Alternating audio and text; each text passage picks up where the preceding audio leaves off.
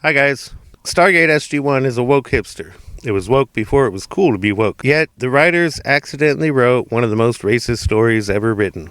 And I'm not talking about specific episodes, nor the white savior narrative that comes from the movie. I'm talking about an overarching storyline, a fundamental flaw that somehow got through the writer's room, out to producers, directors, and the cast and crew, and still got made. It's a story that isn't just racist, it's racist under the worst definition of racism available, that from World War II, with a particular antagonist. Now, I know that nobody involved in the production intended anything ever about this show to be racist, but it premiered in 1998 when casual racism infected every single television and movie production made. So it's there, and we need to talk about it. So let's talk about Stargate SG-1's accidental racism.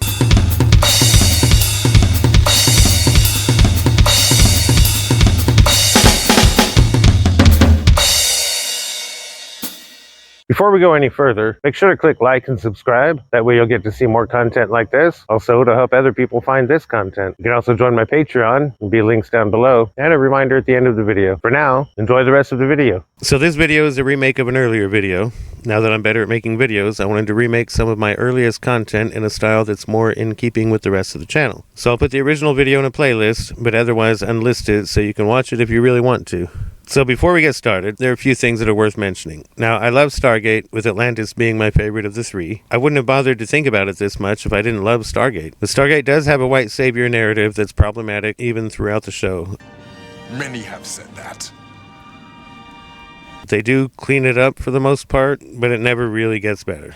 And there are several earthly mythologies that are ignored in Stargate, such as the big three Abrahamic religions, and there's more about Sokar later. Buddhism, for reasons that should be obvious. Buddhism has no gods for the Goa'uld to impersonate, for example. But there is a form of affected Buddhism that appears in the ancient ascending storylines. And most indigenous traditions are completely ignored, except for a somewhat colonial depiction of Amerindian spirituality. Now, I'm going to continue using the word race in a Stargate context because that's consistent with the source material, but there is a problem with the concept of race. The concept of race was invented to justify colonialism and slavery. European races were seen as superior and therefore could rightly colonize the world. The concept of race comes up almost as a way to avoid guilt for what they'd been doing. And in a lot of science fiction shows like Stargate and Star Trek, they refer to other species as races. So like the Klingons are a race, or the Nox are a race. There's the alliance of the four races in SG-1. And this brings us to modern white supremacy. Modern white supremacy developed in the 19th and 20th centuries. That doesn't mean there wasn't white supremacy before that. It's just that this is what we have now. It's predicated on the idea that the superior white race developed in Scandinavia and moved south. And the infamous German Reich system, dreamed up by the leader of the Nazis, was inspired by American eugenicists, where the First Reich was supposedly founded by Scandinavians and descendants of Rome are actually descended from their non-white conquerors. So according to the person who invented the Reich system, the Holy Roman Empire is proof that Germans ran Rome originally. The Second Reich would be the German Empire that fought and lost World War I, and of course we all know who the Third Reich was. So this makes the First Roman Empire and the Holy Roman Empire, which was supposedly a continuation of the First Roman Empire, an empire of Scandinavians. And the Romans conquered the Greeks, the Celts. Any enemy of the supposed white Roman Empire is classed as people of color by white supremacists, so that's any non-Germanic European. I honestly don't know if it includes Britons, who are a Germanic culture as well, but have been something of a melting pot. Scandinavians settled in Normandy, and when they invaded Great Britain, they imposed superior white rule over Great Britain. And this theory allows American white supremacy to mix with German white supremacy, but it doesn't necessarily enable German white supremacists to embrace Britons as part of their superior race. However, genetic studies done in Britain don't support this theory at all. Instead, the Britons have always been there and are still there, and much of modern British culture is a melting pot of all sorts of influences over the last couple of thousand years. So Britons are a Germanic culture, but not a Germanic tribe. And it's also weird because it sort of ignores the Angles, the Saxons, and the Jutes. Alright, so we spend all this time talking about Scandinavians, which talk about their gods, the gods of the Norse mythology, so Odin, Thor, Loki, etc. And the Goa'uld, as villains, are never mentioned or shown to be impersonating Norse gods. The World War II divergence was stark. Before World War II, there was this general white supremacy, but after World War II, white supremacists would claim Germanic ancestry. So any remaining Europeans would be incorporated into American whiteness by progressives and anti-racists. And this is when Italians were finally considered white in America. Although, being of Italian descent, I can tell you not everybody thinks I'm white. Jewish people would be considered white as well, but obviously people who believe in the World War II version of white supremacy don't agree with that. And progressives and anti-racists would move away from any association or belief in white supremacy, after the war. So let's talk about Stargate galactic history before the movie and TV shows. There was the Alliance of the Four Great Races, which, incidentally, the only ones depicted on screen that look human are also white for the most part. The Asgard, which I guess you can say they're not white. The Ancients, the Nox, and the Furlings, who are never depicted on screen except in that one silly episode. Monarch! We are the Furlings.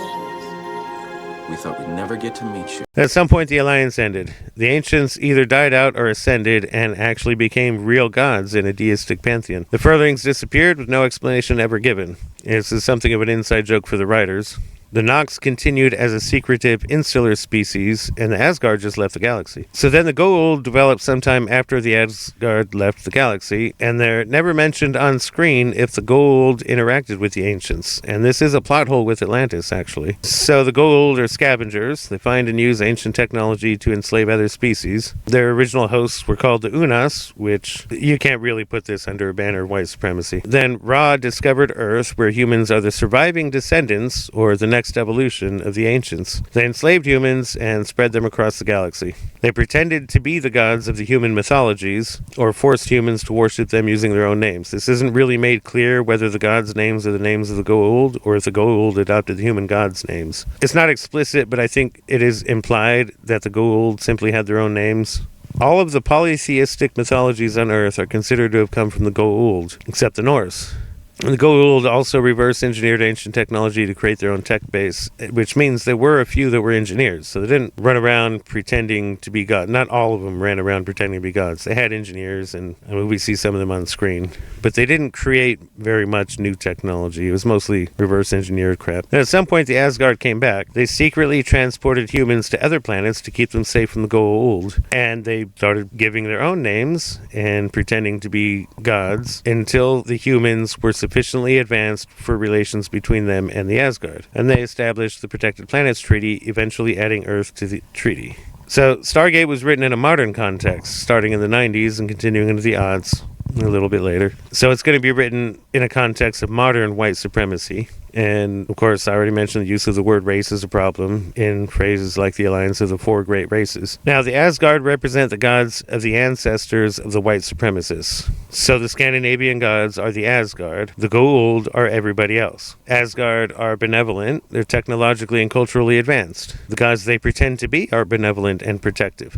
They have set up challenges so that when their worshippers are sufficiently advanced culturally and technologically, they'll be able to see the Asgard in their true form. So the God narrative is intended to end at some point, and their followers will be equals among them. On the other hand, the Goa'uld are reactionary, cruel, and sadistic. They scavenge technology and are culturally primitive and feudalistic. Their followers are slaves, both Jaffa and regular laborers. And when a society shows a risk of advancement, the Goa'uld will attempt to conquer and enslave them, and if they can't do that, they destroy it. So the Asgard are Norse gods, who are the gods of the ancient peoples that modern white supremacists believe to be their ancestors. The Goa'uld are gods for Africa, Asia, non-Germanic European, and even some American cultures. Non-white people. And once you see it, you can't unsee it. So why is it important? Well, maybe you remember Trump's shithole comments. When he was complaining about immigrants from Haiti or whoever, and said, why can't we have more immigrants from Norway?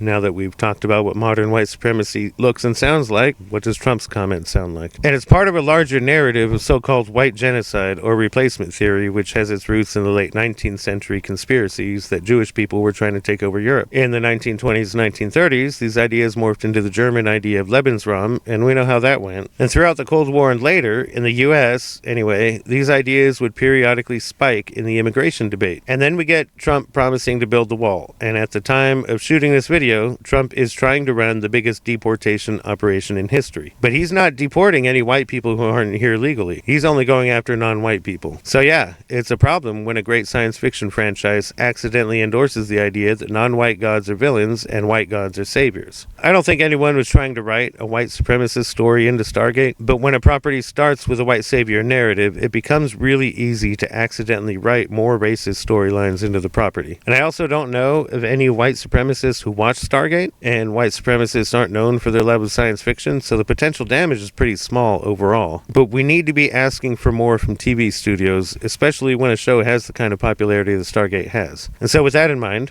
I'd like to see no more Stargate shows in the current franchise. I think that a reboot is the best way forward, where they can fix this specific white supremacy story and also deal with the white savior narrative that's built into the show. Now, the basic concept of an ancient species on Earth building a Stargate network is fine. The added concept of a parasitic alien species possessing human hosts and pretending to be ancient gods is fine. Just be careful how you write the stories about how people are freed from these gods and exactly which gods get impersonated and by whom. It was always problematic for the benevolent Asgard to be pretending to be gods, since the fundamental themes in Stargate include opposition to fake gods. And there would also be a chance to introduce some of the great concepts that came later, but bring them into earlier episodes, remake some of the shoddier outings, And I do love how Stargate pokes at religion all the time, and we definitely need more of that in popular science fiction. Just don't screw it up and accidentally make the white supremacists benevolent.